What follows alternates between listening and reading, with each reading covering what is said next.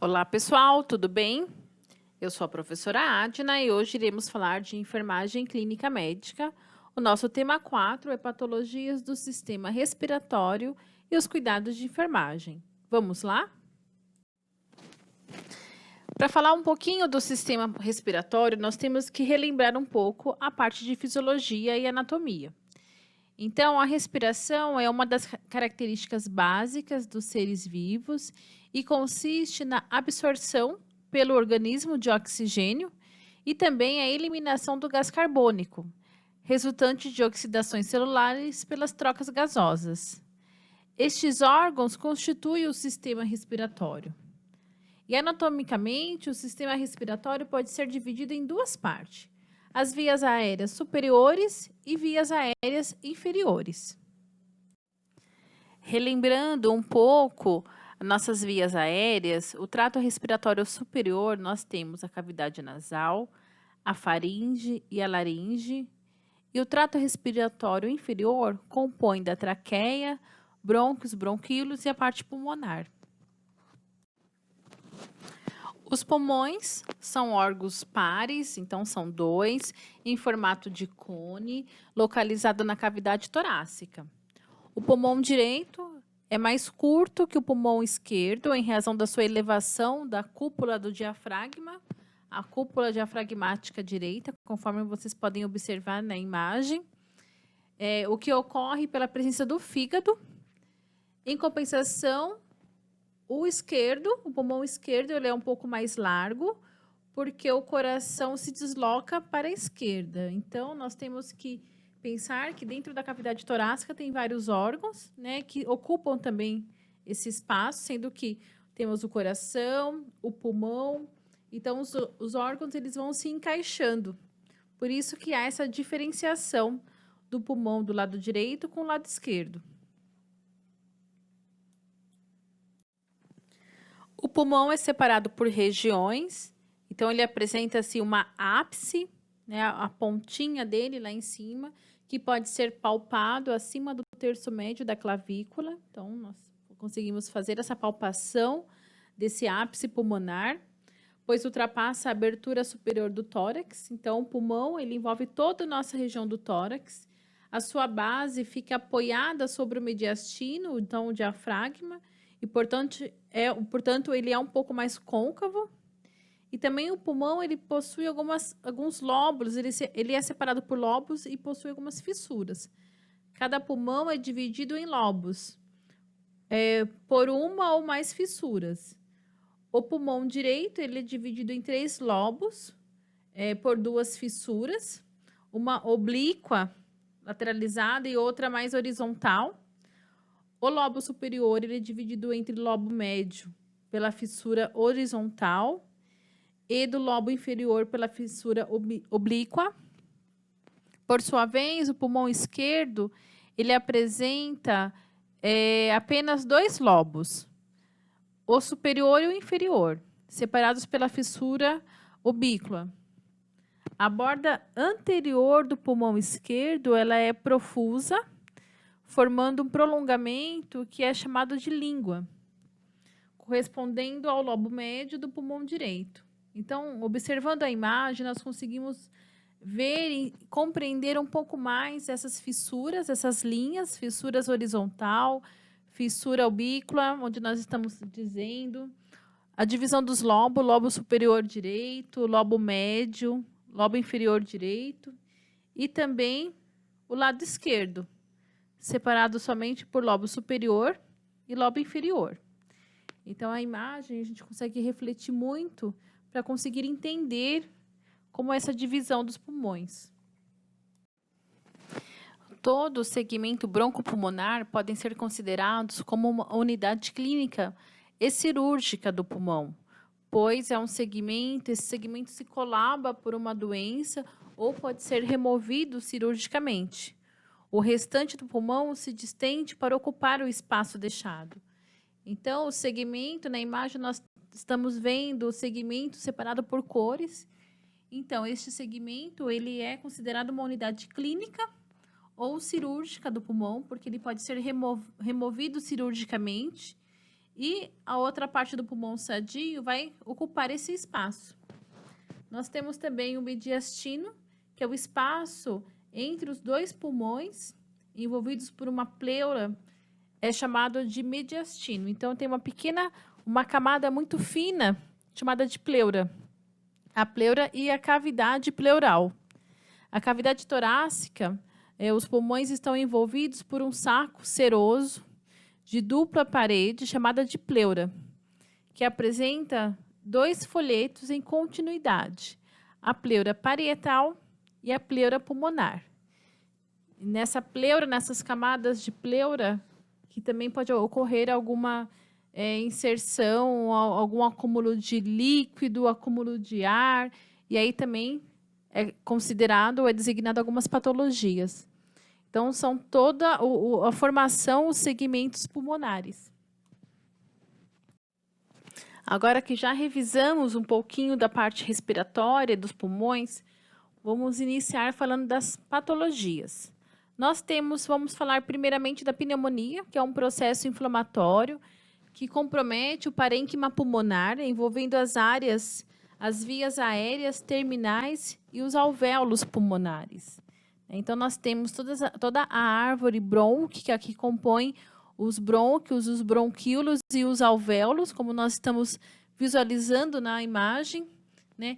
Ele é normal e também esses alvéolos com algum líquido de alguma inflamação. Então, isso é o processo inflamatório que vai causar a pneumonia.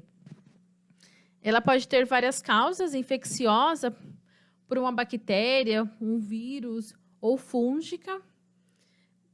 Uma ação química, pode ter uma causa química, uma ingestão de alguma substância ou inalação de gases irritantes, pode causar também uma pneumonia. Uma pós-irritação, por exemplo, paciente com câncer submetido a uma radioterapia, então a pós-irritação pode causar uma pneumonia. Uma diminuição da resistência orgânica, então o pulmão não tem mais a força, a pressão exercida, ele perde essa força, então pode causar uma pneumonia.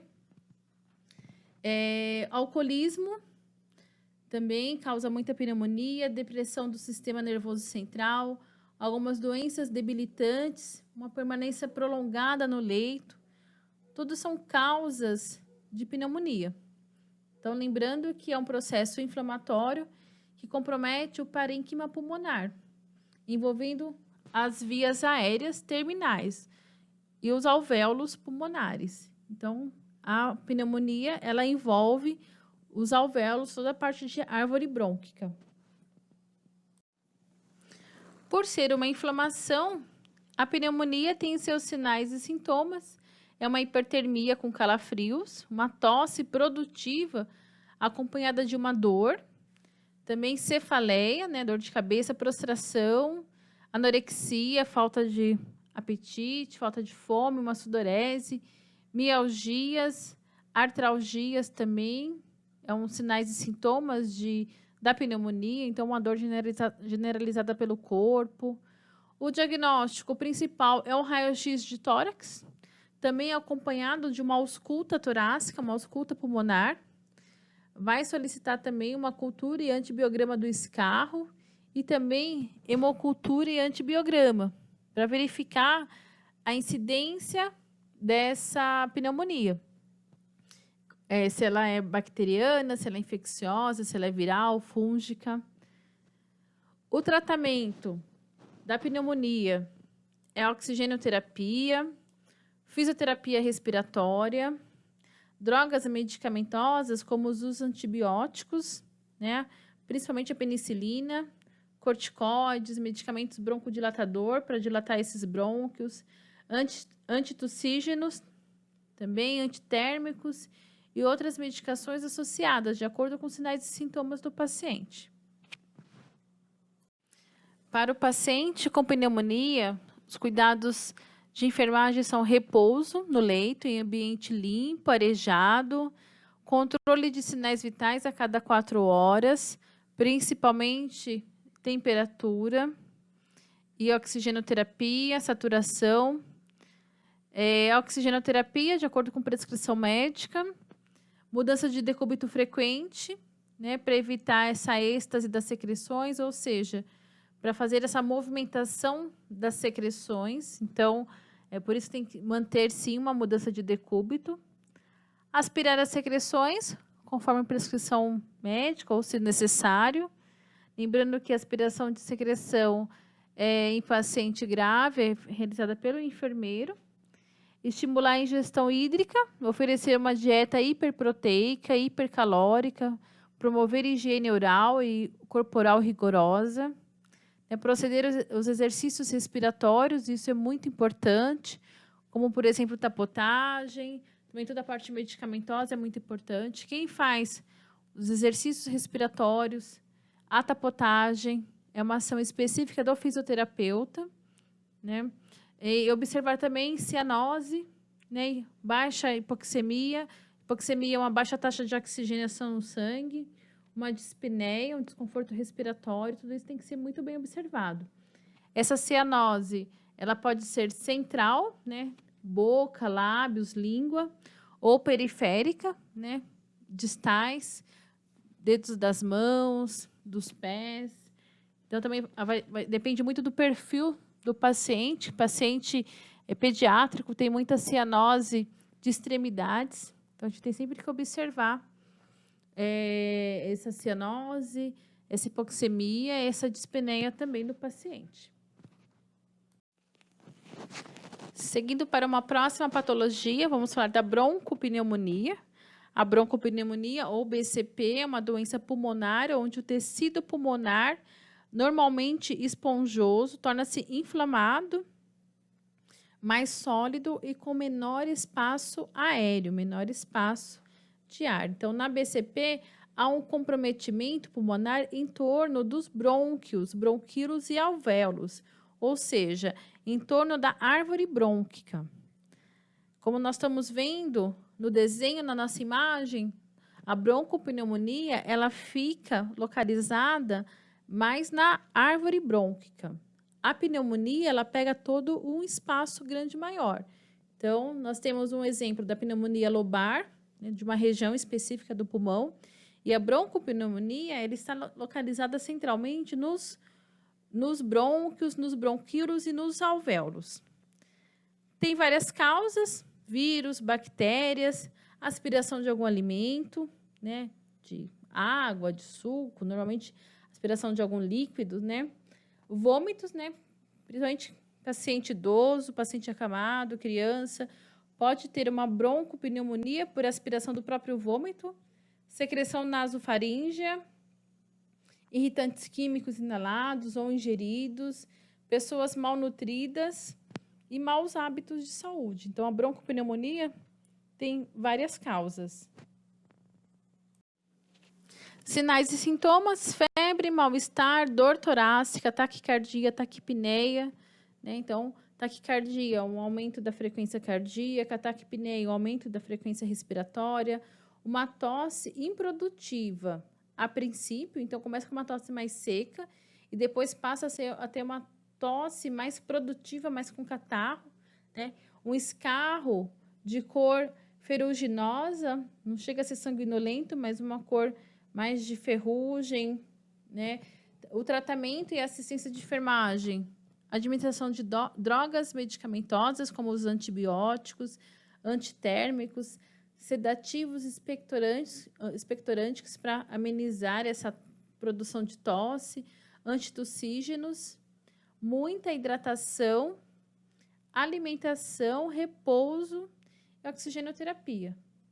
Então, tudo isso são os cuidados de enfermagem, uma assistência de enfermagem para um paciente com broncopneumonia.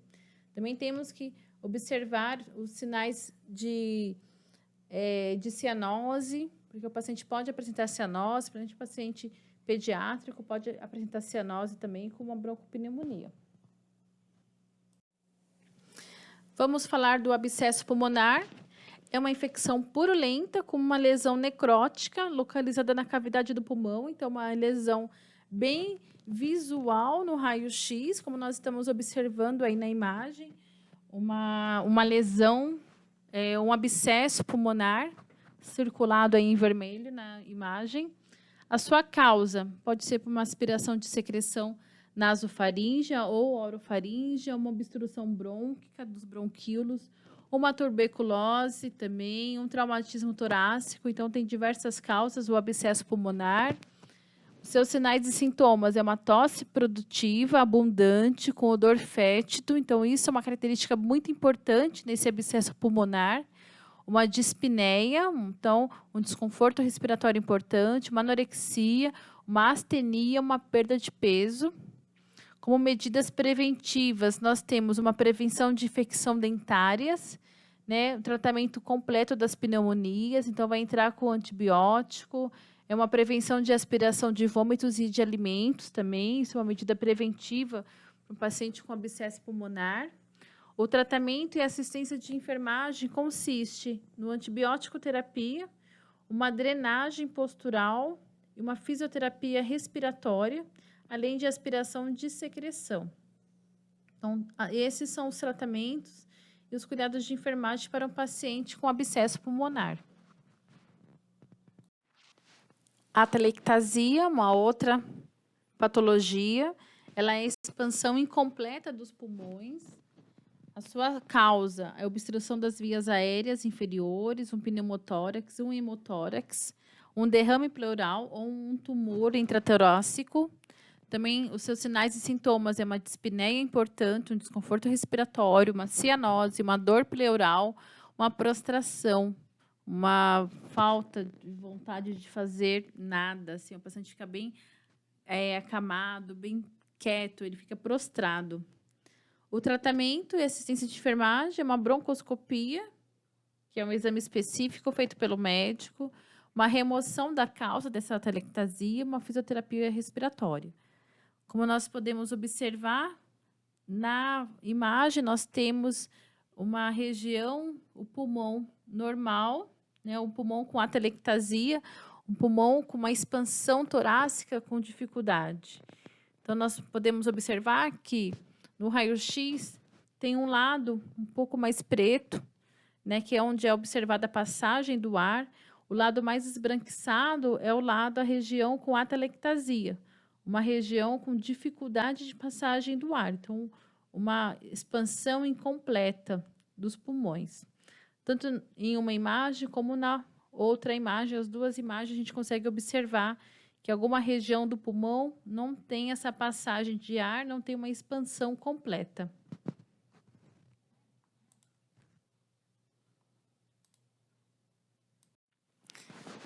A embolia pulmonar é uma obstrução de uma ou mais artérias pulmonares pela presença de um ou mais trombos que se originam de algum lugar no sistema venoso. Então, lembrando que o trombo ele é um coágulo que pode vir de alguma região de toda a parte do sistema venoso ou do lado direito do coração. Pode acontecer esse trombo que se direciona diretamente para o pulmão.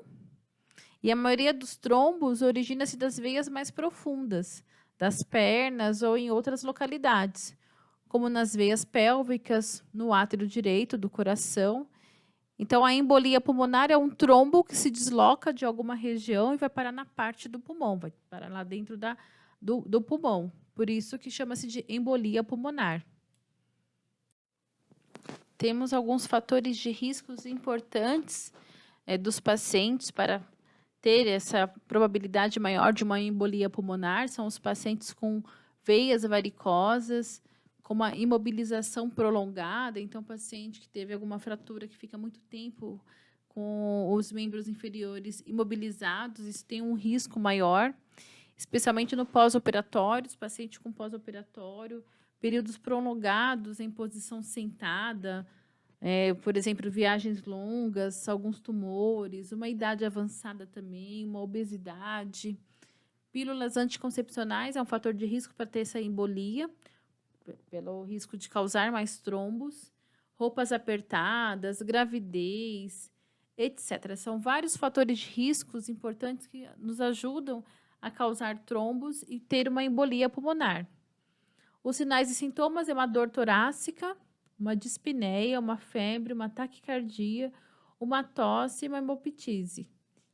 que é uma tosse, um escarro com sangramento.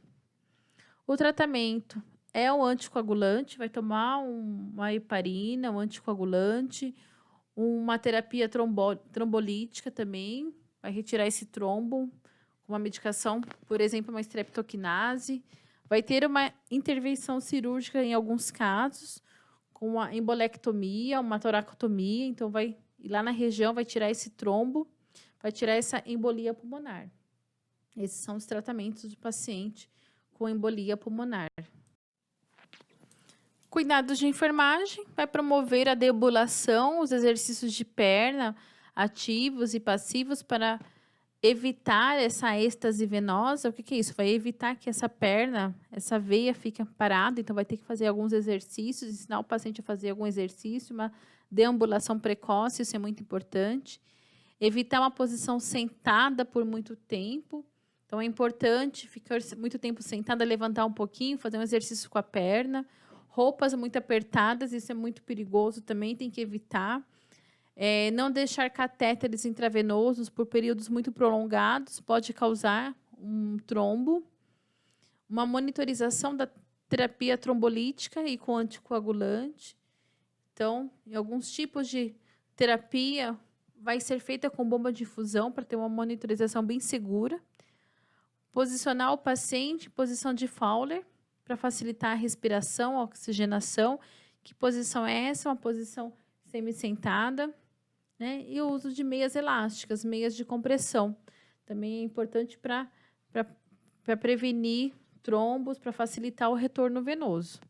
Esses são os cuidados de enfermagem de paciente com embolia pulmonar. Nós temos a rinite, que é uma inflamação das membranas da mucosa do nariz, que pode ser causada por vários distúrbios. Viral, né, a parte respiratória, bacteriano por alguma infecção respiratória, como sarampo, tuberculose, difteria, corpos estranhos intranasais, e também o uso abusivo de alguns vasoconstritores. Algumas medicações com uso abusivo também pode causar uma rinite, como a Turgil, a Afrin, né? Então, aí na foto nós temos alguns outros medicamentos também que são vasoconstritores, vasodilatadores, que pode ocasionar, facilitar a ter essa rinite. Além de toda a parte de fatores alérgicos, né? Alergia do pó, de cheiros, então tudo isso proporciona uma causa maior para ter essa rinite. Sinais e sintomas de rinite: congestão nasal, coriza, algumas vezes purulenta, se essa rinite for bacteriana, né? Um prurido nasal, então uma pessoa que coça muito o nariz, tem espirro, por consequência também uma cefaleia. Tratamento da rinite: drogas antialérgicas, antihistamínicos, descongestionantes, corticoides também vai ser utilizado. Cuidados de enfermagem: evitar fatores alérgicos como poeiras, fumaça, fumo, odores, sprays, pós, lã, pelo, pena de animais, plantas, algumas flores também pode dar algum tipo de rinite devido ao pólen. Né? Substituir o cobertor por um edredom, arejar o ambiente, deixar o sol incidir nas roupas de cama, na casa. Então, uma casa clara, com ambiente aberto. Passar pano úmido na casa, principalmente nos pisos. Por quê? Para não subir poeira, então não vai varrer a casa, paciente com rinite. A gente tem que orientar a família sobre até essa parte de higienização da casa. Não pode ficar levantando pó, mesmo que seja invisível. Um paciente que tem rinite, isso pode ser muito sério. Então, vai sempre passar pano úmido pela casa, limpar as coisas com pano úmido para não ter essa expansão de poeiras. A laringite é uma inflamação da laringe e se caracteriza por uma voz mais velada, uma voz rouca, uma voz baixa. Quando compromete as cordas vocais, o paciente pode ficar por algum tempo até sem voz. Isso é um pouquinho raro, mas pode acontecer sim. As principais causas: mudança de temperatura, um frio excessivo, poeira, resfriado, uso constante da voz. Então, pessoas que cantam, falam, né, os oradores, os locutores, isso pode ocasionar uma laringite. Sinais e sintomas: uma rouquidão ou perda total da voz, que nós chamamos de afonia. né? Uma tosse severa, tosse seca, irritante após algum tempo. Elimina um pouco de catarro, muitas vezes, não dolorosa, não tem dor. E a sensação que no fundo da garganta há um corpo estranho, que dificulta até muitas vezes a respiração. Por quê? Porque a laringite, ela fica muito próxima das cordas vocais, como nós podemos observar aí na imagem. Em algum momento ela fica irritada, ela vai ficar inflamada, então pode aumentar, ficar um pouco mais, uma sensação de algo na garganta, porque ela aumenta, ela fica um pouquinho inflamada e vai dificultar um pouco a respiração. O tratamento é medicamentoso, muitas vezes vai utilizar o antibiótico conforme for necessário, inalação, anti-inflamatórios para melhorar a região inflamada, expectorantes, repouso vocal, isso é imprescindível, então a pessoa com laringite não vai poder ficar falando, vai ter que dar um repouso para as cordas vocais, um repouso para a laringe e também evitar o fumo, né? Então, é repouso da parte de fala, das cordas vocais e também do fumo. Não pode fumar, senão vai piorar a laringite. Nós temos a DPOC, uma doença pulmonar obstrutiva crônica, que é uma doença crônica, como o nome já diz, progressiva e parcialmente reversível, que acomete os pulmões e tem como principais características a destruição de seus alvéolos e o comprometimento dos restantes, ou seja, é uma doença muito importante. Ela vai destruir os alvéolos, vai destruir uma parte importante da árvore brônquica. Ocorre com mais frequência em homens mais velhos e fumantes. Pessoas que tiveram tuberculose também podem desenvolver essa doença. Os principais sintomas dos pacientes são a limitação do fluxo aéreo, entrada e saída do ar, então tem essa dificuldade de respirar, principalmente na fase expiratória, né? A dispneia, uma falta de ar importante, a hiperinsuflação dinâmica, que leva ao encurtamento das fibras musculares do diafragma, ou seja, a pessoa respira mais, né? Uma fadiga muscular importante, uma insuficiência respiratória, entre outros. Então, são pacientes com comprometimento respiratório muito importante. Visualmente, você consegue perceber que o paciente não está bem, respira com dificuldade. Então, são pacientes que você observa que realmente é um grande diferencial a parte clínica do paciente.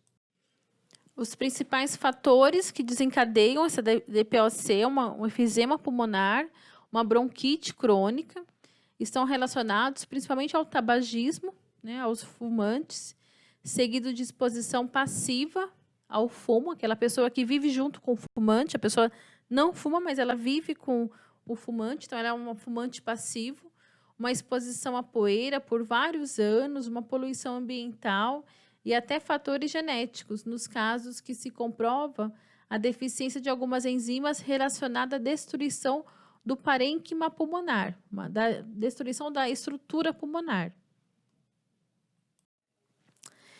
Então, as doenças pulmonares obstrutivas crônicas mais comuns são a bronquite crônica, o enfisema pulmonar, a asma brônquica e as bronquiectasias.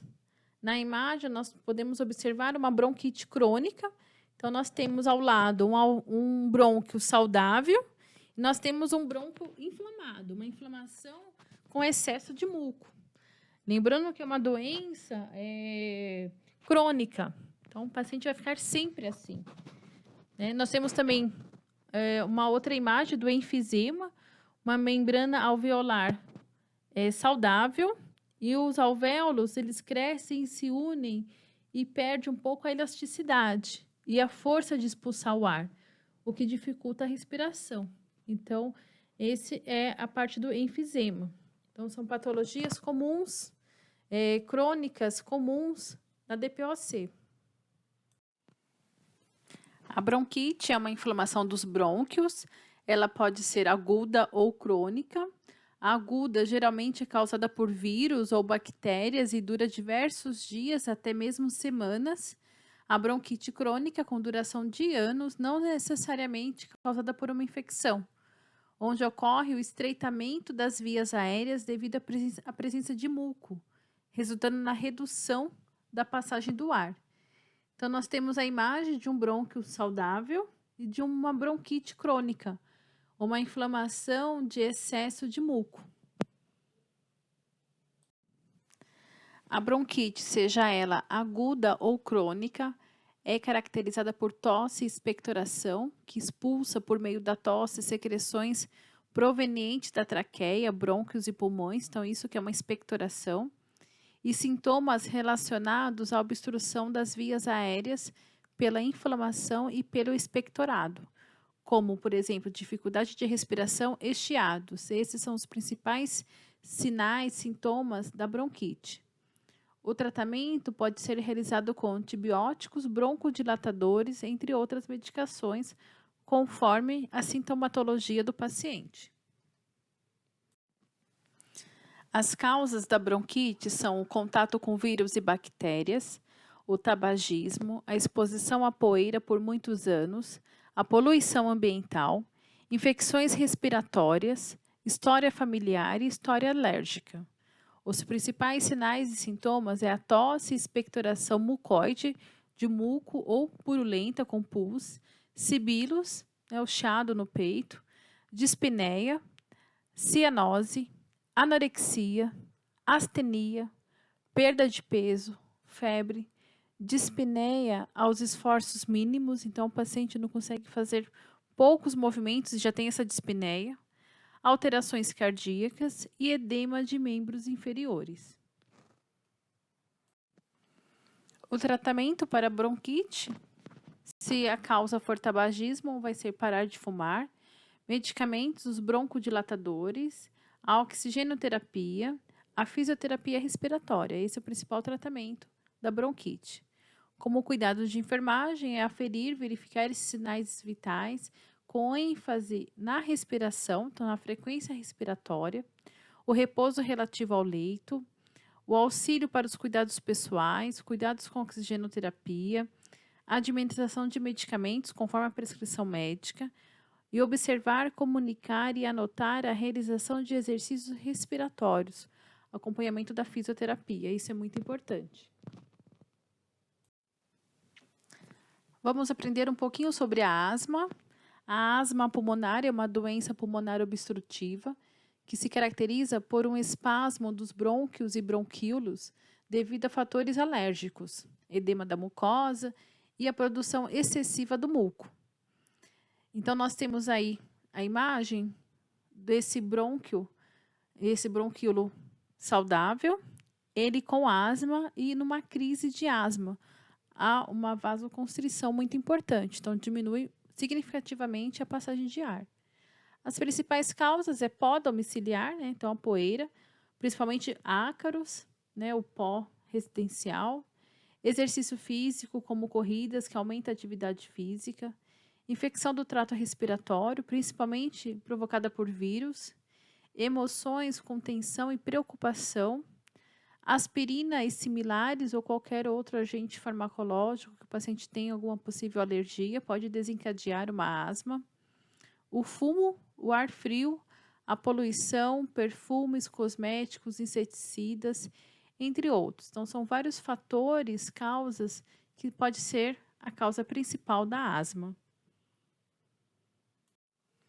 Os sinais e sintomas é uma respiração lenta com sibilos, com chiados, uma expiração forçada e prolongada, uma tosse com expectoração branca e viscosa, uma cianose, uma taquicardia, uma sudorese abundante, uma ansiedade e agitação, e o tórax, conhecido como peito de pombo, um tórax mais proeminente.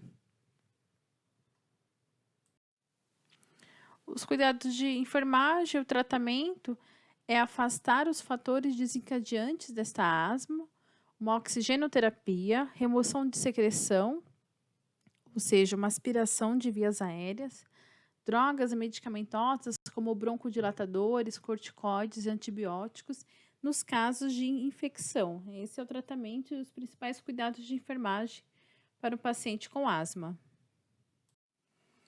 A enfisema pulmonar é uma doença obstrutiva aérea, crônica, caracterizada pela destruição dos alvéolos e das terminações da árvore brônquica, de caráter irreversível devido ao alargamento das vias e perda da elasticidade pulmonar. As principais causas são infecções frequentes, infecções crônicas como bronquite, o fumo, principalmente, predisposição genética também, o envelhecimento e as alergias. Nós temos na imagem uma visão ampliada dos sacos de ar, dos alvéolos. Com enfisema, esse saco de ar fica enfraquecido e em colapso com excesso de muco, de secreção. O normal já são os sacos de ar mais saudáveis, que mantêm essa elasticidade. Os sinais e sintomas é uma dispneia intensa, uma dificuldade respiratória, cansaço a pequenos esforços, uma cianose, um tempo expiratório muito prolongado, uma tosse, uma deformidade torácica, já o tórax em formato de barril. O tratamento e cuidados de enfermagem é a abolição dos agentes etiológicos, como fumo, atividade física intensa, enfim, vai fazer uma mudança significativa da vida cotidiana da pessoa, a oxigenoterapia, medicamentos broncodilatadores, corticoides, sedativos, mucolíticos e antibióticos na presença de infecção. Também é muito importante uma fisioterapia respiratória com drenagem postural, exercícios respiratórios para estimular a respiração diafragmática, inalação e também a hidratação. É o tratamento e os cuidados de enfermagem a um paciente com enfisema pulmonar. Agora vamos falar do derrame pleural, que é definido como o acúmulo excessivo de fluido na cavidade pleural, a qual é naturalmente lubrificada. Então, essa cavidade pleural, ela tem uma lubrificação natural e uma quantidade excessiva desse fluido pode descompensar a ventilação, por limitar a expansão dos pulmões durante a inalação, durante a respiração. Normalmente, uma pleura desliza sobre a outra como se fossem duas lâminas de vidro, com uma quantidade mínima de líquido pleural para evitar esse atrito. Isso que faz a nossa expansão torácica e a nossa respiração ser indolor, ser bem tranquila. Quando uma dessas pleuras sofre um processo inflamatório, ocorre a dor. E o derrame pleural não é uma patologia, mas sim uma manifestação de uma outra patologia. E se não for tratado, pode levar o paciente, sim, à morte, porque ele tem toda essa parte de dificuldade de troca gasosa. Então, nós temos aí, o desenho mostrando onde fica localizado o espaço pleural normal e o espaço pleural com derrame, com acúmulo de líquido entre esse espaço. Os sinais e sintomas é dor, uma tosse seca, uma dispneia e uma febre. E o tratamento é a toracocentese.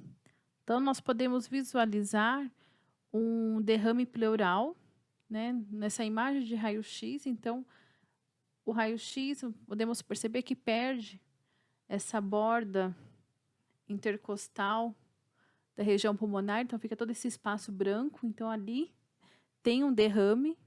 E esse tratamento de toracocentese é o mostrado aí nas imagens. É uma punção torácica para drenar esse líquido. Então, é feita pelo médico. Então, ele vai à base de anestesia. Pode ser feita em centro cirúrgico ou, muitas vezes, no leito do paciente, dependendo da gravidade. E é feita essa toracocentese. É o tratamento do derrame pleural. Então, falamos aqui um pouquinho da fisiologia, relembramos a fisiologia da parte respiratória, a anatomia da parte respiratória e falamos um pouco de algumas patologias do sistema respiratório. Bons estudos a todos e até a próxima aula.